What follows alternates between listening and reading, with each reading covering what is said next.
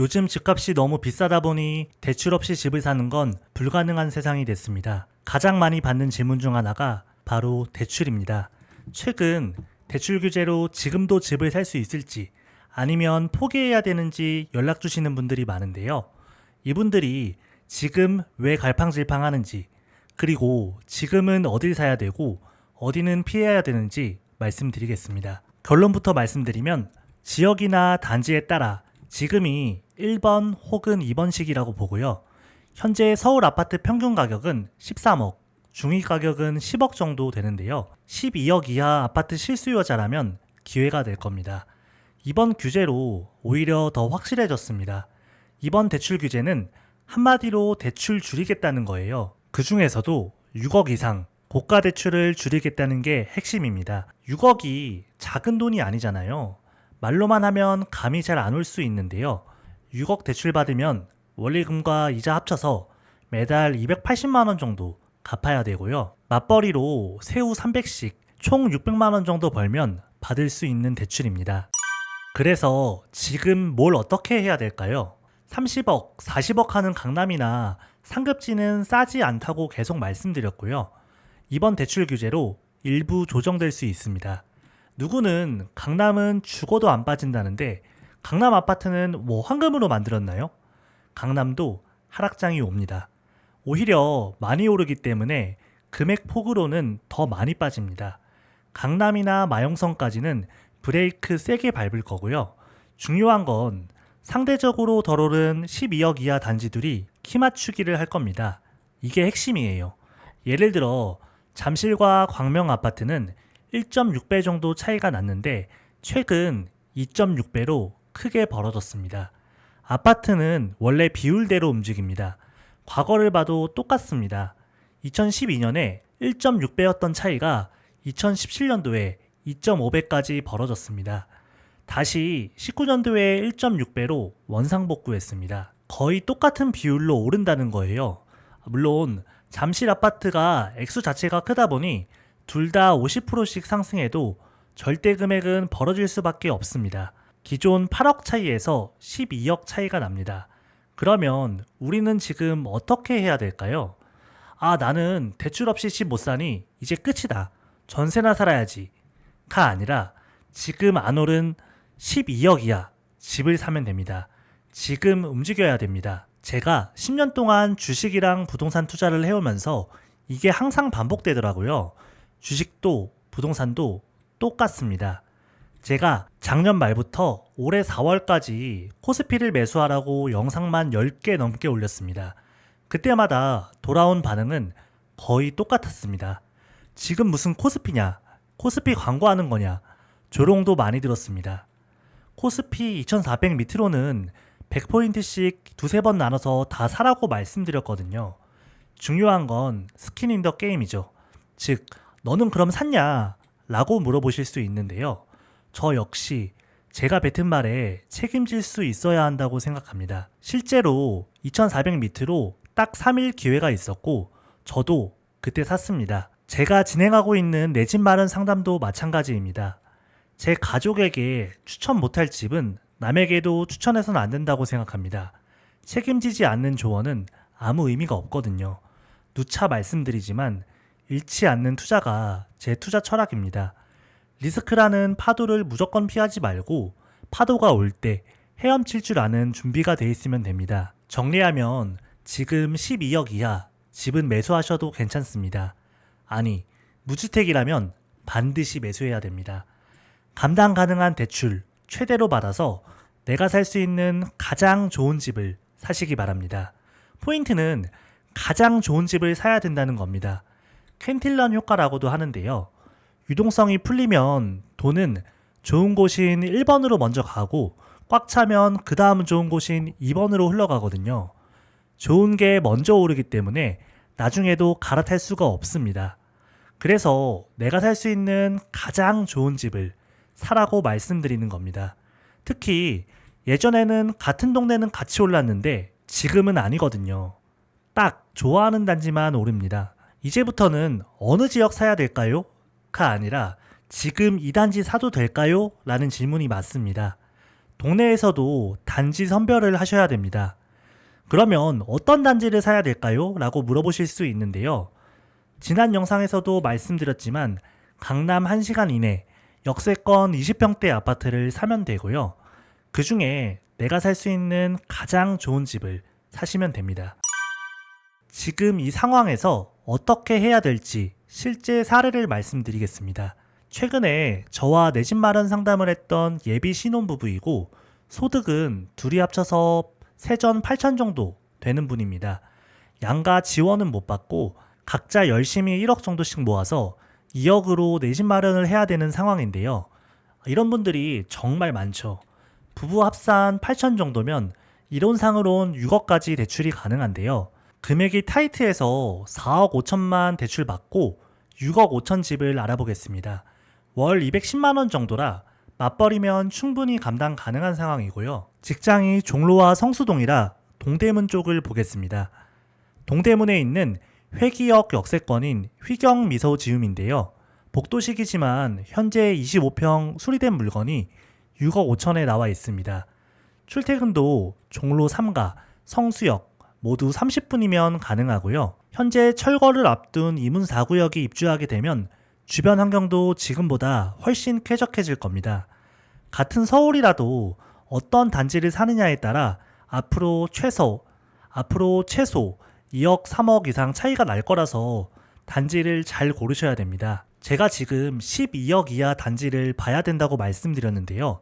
나는 11억, 12억 단지는 못 사니 안 되겠다 라고 생각하지 마시고 내가 살 수 있는 가장 좋은 단지를 사면 됩니다. 그리고 대출 최대로 받아서 집 사도 된다고 하면 이런 질문들 많이 하시더라고요. 취득세나 인테리어는 어떻게 하나요? 돈이 조금 부족한데 대출 더 받을 수 없을까요? 등등. 찾아보면 방법은 다 있습니다. 특히 상담에서 제가 컨펌해 드렸는데 대출이나 취득세, 인테리어 등으로 문제 생긴 경우는 단 한 번도 없었고요. 앞으로도 없을 겁니다. 내 상황에서 도대체 어디를 사는 게 가장 많이 오를지 궁금하시면 고정 댓글 확인해 주시고요. 제가 책임감 갖고 도와드릴 거니 관심 있으신 분은 신청해 주시기 바랍니다. 그러면 나는 지금 당장 뭘 해야 될까요? 결론부터 말씀드리면 내가 할 수 있는 걸 하면 됩니다.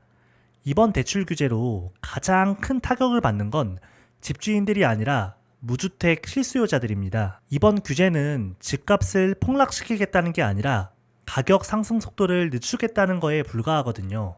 뉴스에서는 역대급 규제라고 난리인데 사실은 그냥 잠깐 쉬었다 가는 겁니다. 정부에서 쓸 수 있는 카드는 한정되어 있고 이런 얼음 구간은 과거에도 항상 기회였습니다. 몇 달 만에 10억씩 오른 30억, 40억 아파트들은 당연히 브레이크 밟을 겁니다.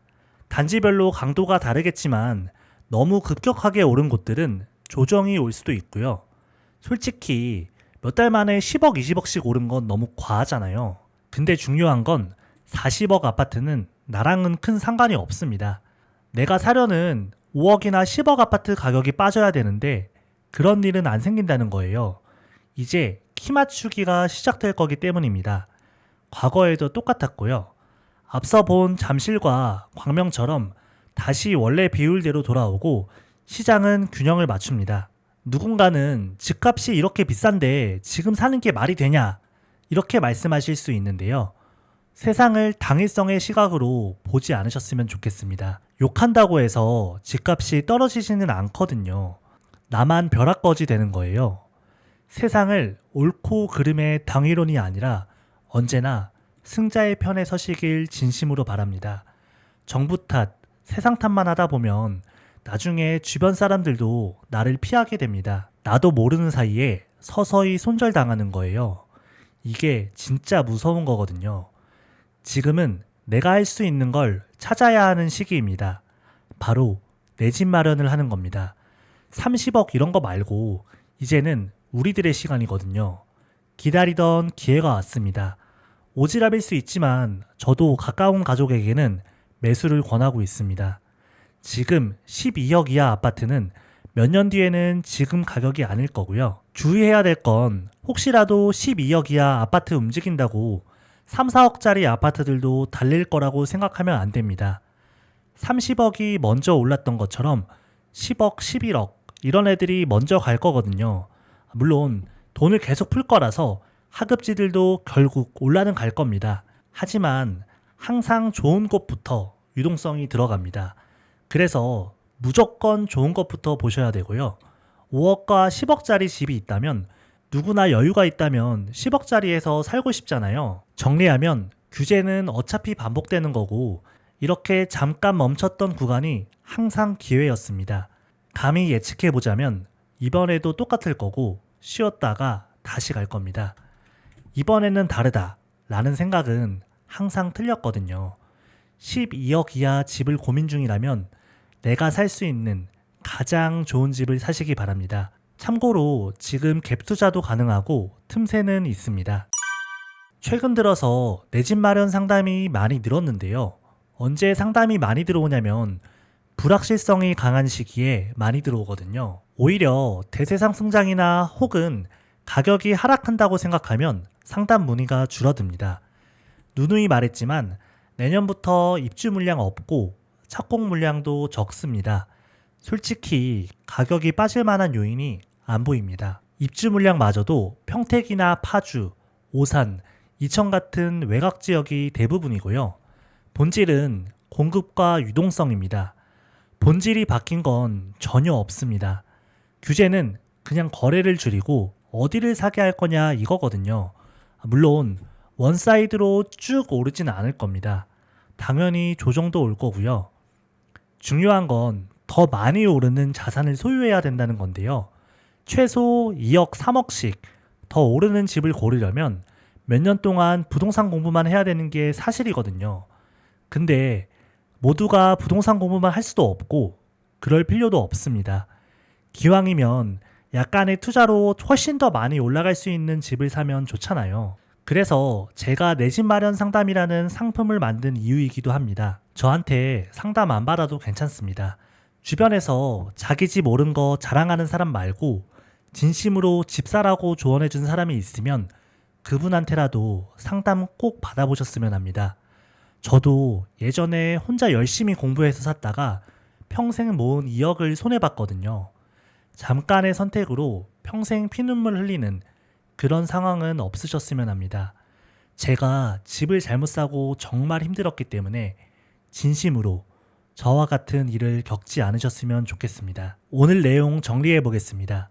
누누이 말씀드리지만 집은 남들이 관심 없을 때 사야 됩니다.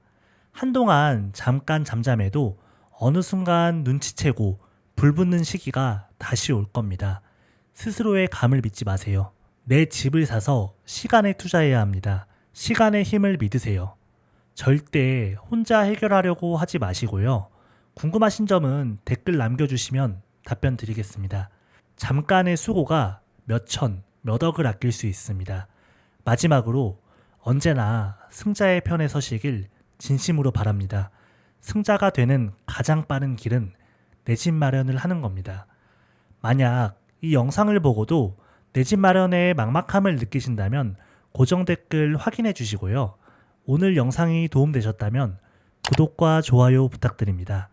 오늘도 행복한 하루 되시고 내 집 마련 꼭 성공하시길 진심으로 응원하겠습니다.